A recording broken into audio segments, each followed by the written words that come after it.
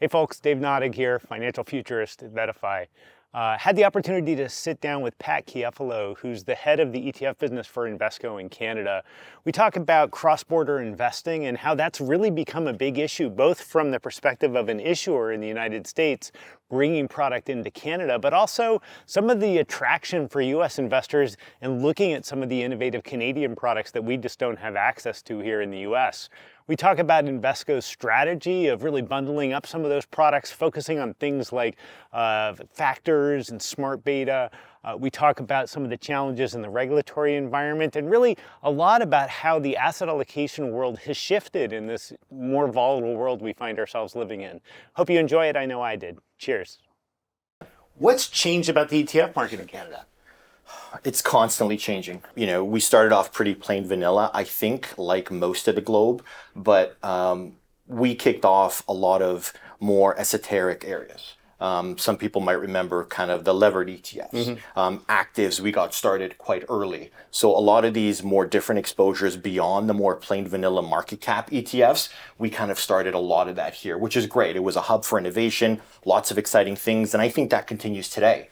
You have a lot of cool and interesting areas. Some of the things that you guys are thinking about in the US, whether it's layering in derivatives into ETFs, or the more recent kind of development here has been people using ETFs for cash management, right? On the retail side. Yeah, it's sort of interesting. That dynamic has really seemed like a pendulum that swung between the US and Canada, because like derivatives is a great example. Yes. We're in a bit of a boom in the US market right now, where you can basically get an options overlay on almost anything, including your grandma's house. But actually that type of strategy started in Canada first. Like you all had options overlay strategies and covered call rating strategies before those were even allowed in the US. Now we seem to be in a bit of almost a retail swing towards that in the US. The cash management side, you all seem to be way ahead on.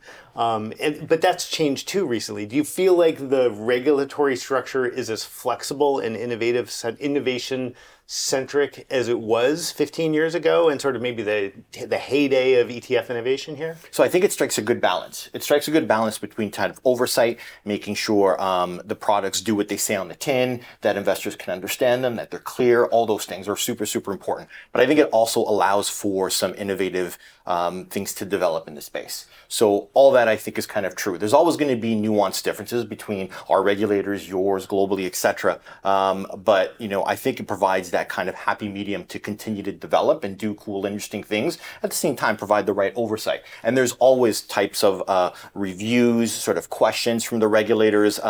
They keep a close eye. It's 350 billion plus space, going higher. It's certainly something that most Canadian households are going to care about and want to make sure are managed effectively. And I think we do a great job here. Do you think that the cross-border investing issue is just going to continue to be thornier? Because on the one hand, I know in Canada, there's for years been a big push to make sure that Canadian investors understand that buying Canadian local product has lots of advantages in terms of oversight, in terms of taxes, et cetera. Sure. At the same time, there are products here in Canada, particularly around the crypto space, that we can't even buy in the US. Right. So I got a lot of calls from advisors saying, well, how do I start getting a little bit of Canadian action? Because I'd love to get some direct Bitcoin exposure. So we've had this sort of interesting cross-border tension. You're in a unique position to sort of monitor that in real time because Invesco straddles both worlds. Yep. Do you see that separating more, or do you see them actually coming closer together? So a couple of things. I think Canadians reaching across the border to buy U.S. listed ETFs has always been sort of a thing, even since I started in the industry. The debate was always how much, what was the size. I think that data is kind of hard to find and to source. And I think a lot of it has been rooted in institutions. You have a lot of very large, very liquid ETFs in the U.S. that we just don't have here for certain global exposures and U.S. exposures. Institutions in Canada love those kinds of products for certain types of exposure. So I think you always had that kind of cross-border. What we try to do as Canadian manufacturers, in particular, if we sit at a global seat, is what are some important exposures that have investment merit that we want to bring up north, list them locally so we have our local regulatory oversight, and that allows for much easier access for Canadians to purchase, to sell, to learn about the products. It's easier for us to service those types of products. So it's not hard to bring up those exposures north. We've done a lot. Nasdaq is a great example, right? Large liquid product in the U.S. I think it was back in 2011 we brought that product up north, and it's in a wraps format, which is super efficient for Canadians to hold and it's super efficient for us to deliver. So I think that is sort of a second important element, that if there's areas that we believe are of huge interest, we're happy to kind of bring them north, wrap them to the extent that they work under our Canadian regulatory framework, and provide them to Canadians. Well, and the wrapped Qs type products has been an interesting one, because that's one where, because of the way the Canadian structure works, it's fairly trivial for you guys to have the various hedged versions of that, which have actually really worked out for Canadian investors. Like, that's where you wanted to be as a local Canadian, was not just directly in the U.S. product. You wanted that hedge. You wanted it to own it here, and there's different flavors. So oftentimes you'll see an unhedged version, a hedged version, and even a U.S. dollar version. Canadian households hold U.S. dollar assets, and they want to know what to do with those as well. So those three versions are the kind of staple when we look at U.S. exposures to bring it up north. Various, you'll see different sizes of each class or each type of fund that'll be more popular, but having those options is super helpful for clients. In terms of differences and sort of what the local flavor feels like, one thing that's, I think, a bit unique about Invesco's product line here versus in the US, where you have just hundreds of products, a real focus on ESG in a market where that has not really been catching a bid with a lot of investors, certainly in the US. Do you feel like that space is going to continue to be challenged, or do you feel like this is just a bit of a pendulum swing? So this was our view when we originally got a little bit more serious into ESG and started building out that kind of segment a little bit more. It's going to be a market in flux. It was early days when we launched. We knew it was early days, and this is going to evolve and develop. The first versions are not always the right ones. There's going to be an evolution. There's going to be a lot of client engagement and discussion on what client needs and things they like and don't like. And I think that's the process we're in now. That's the kind of time frame we're in now. So the other thing that I think is important, particularly for this year, is cash has been king.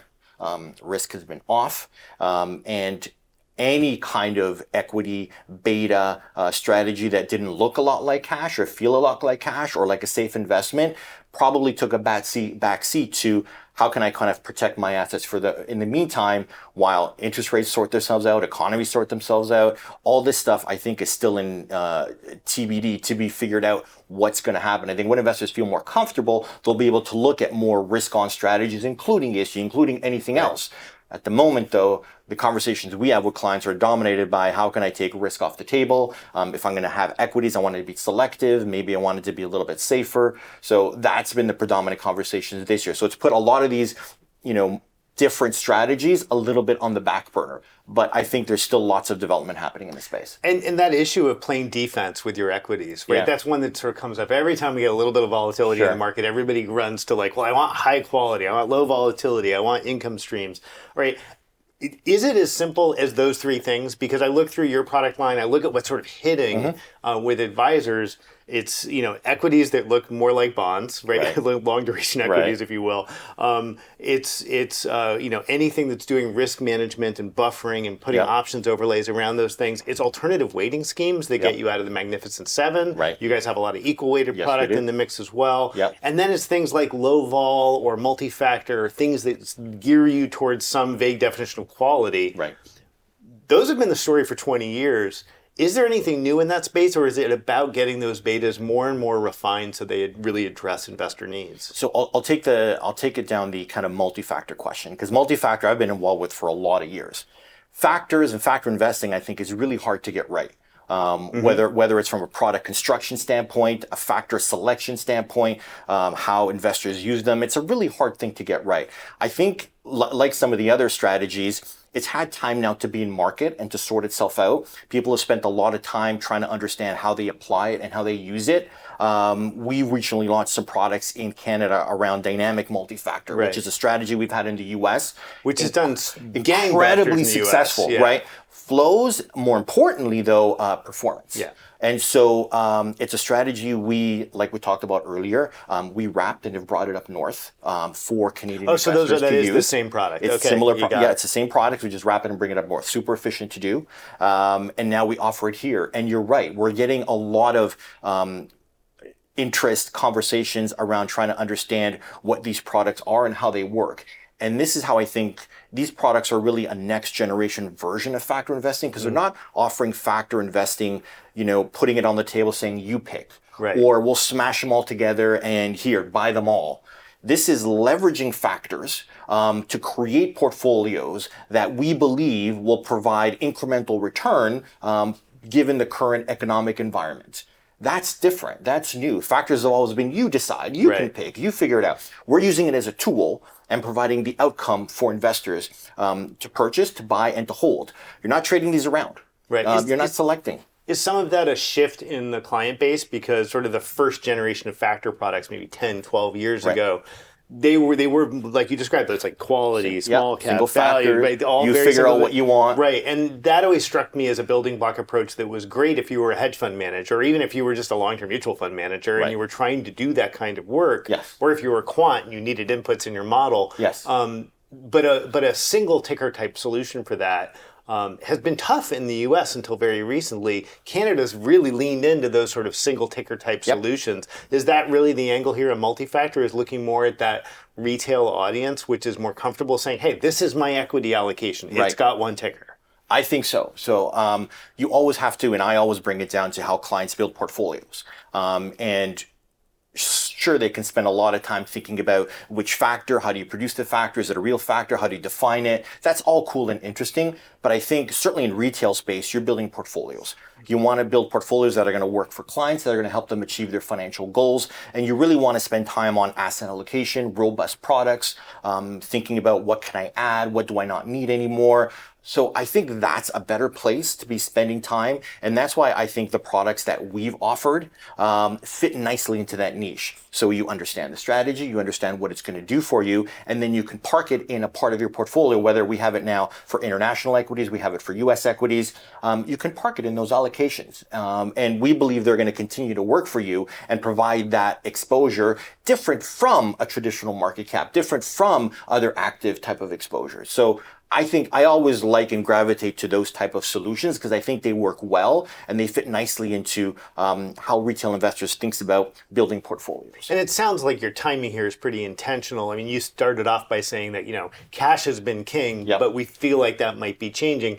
Do you think this is a moment where we're going to see a lot of reallocation out of cash and bonds and back into equities? I wish I could predict the date. I wish I had that in my back pocket. I probably just left it outside. It's going to happen sooner or later, right? Markets always are cyclical, risk on, risk off. So it's going to happen sooner or later. I actually think it's good that we're taking a little bit more time to sort out the economy. It gives us time to get the awareness around the products that we've launched into a broader retail investor base. So they're not trying to chase the market and maybe not spending a little bit of time thinking about these products or just buying it without fully, spending the time with us. There's time to do this, which is great. So the timing has worked out good from our perspective. So it's something that we'll educate on, and when clients are ready, when risk becomes back in vogue, when they want to sort of crank up the equity exposure in their portfolios, they'll know and hopefully vote with their dollars that these are the right products that fit. Are you getting feedback from the field, as it were, from your folks out who are doing sales and distribution work, or whether you're talking to individual investors when you're out on the circuit? Are you getting much of a vibe that last year was so brutal because, 60-40 crushed in both directions? It was awful. Has that shaken people's sort of fundamental beliefs about what they should do with their portfolios, or is it just creating that pause that you mentioned? I don't think it's shaken fundamental beliefs. You see some of the press headlines, the hype around 60-40 portfolios, all this type of stuff. I'm so tired of that one. Things like alternatives, privates, can be really important part of portfolios. If clients understand them, know how to access them, know how they work and how to use them, they can be super important things. But global equity basket, a local equity basket, fixed income, local and global, all these things are critical to portfolios as well. And I think still they represent the vast majority of what's in portfolios. So I don't think people have shied away. Like we've talked about, this stuff can be cyclical. Certain things work in certain years. But that's why you have a holistic portfolio. That's why you balance, even when rates were close to zero. I remember going on, whether it's in print or TV or in front of clients, you still need fixed income. it provides that ballast in the event that equities go sideways. They didn't go sideways Didn't for work a last- long time. yeah, it didn't work last year so well, but last year not as much. But over a long period of time, it still provides that help and support. And now that a super conservative basket of fixed income securities can yield 5, maybe even 6%, incredibly attractive. Yeah. So markets change, markets evolve. I think portfolios, if you build them right, will last you into the long term, and without the need to swing them around with big moves, trying to cater to the trend of the day. All right, a couple last minute questions here before we wrap up. I always think of Canada as having a much more active regulator in a positive sense than the U.S. Our regulators are certainly active, but they're generally active by inactivity. We recently had some changes to things like the HISA products here, and some changes in bank regulation around that. Is there anything on the horizon that, as a Canadian investor and as the manager of Canadian investment business, that you think we need to get over this hurdle, that this regulatory block is what's next, that we need to restructure this part of distribution? What's sort of keeping you excited or up at night about the plumbing of this business? I don't think there's anything big. I don't think there's anything like that. So we've been around decades now in the space. We've gone through credit crisis. We've gone through market corrections. We've gone through whole sorts of things. ETFs have continued to work and continue to work super well for investors. So I don't think there's any major shift that's needed or part of the market that needs to be fixed. There's always kind of tweaking, editing, new products come on the market. Let's give them a second look, like OSFI did recently. All these things are important, and I think only serve, to provide a more robust framework around these products. But I think for the most part, these have worked incredibly well. It's good that regulators from time to time do a thorough review, look at certain parts of the market. More recently, they're looking at secondary market trading. They're looking at creation and redemptions. They're looking at all, the ARB mechanism. These are more nuanced and maybe more less understood parts of the market. So it's great that they're looking at them. Let's look at them. Let's see if there's anything interesting there that's worth noting. But I don't think there's anything large looming. I think we'll just see a continuation of sort of the evolution of the space. I keep looking for something because every time I feel comfortable, that's when I get nervous. Of course. And I look around like the major markets, which I think of as sort of U.S., Canada, and European ETF markets.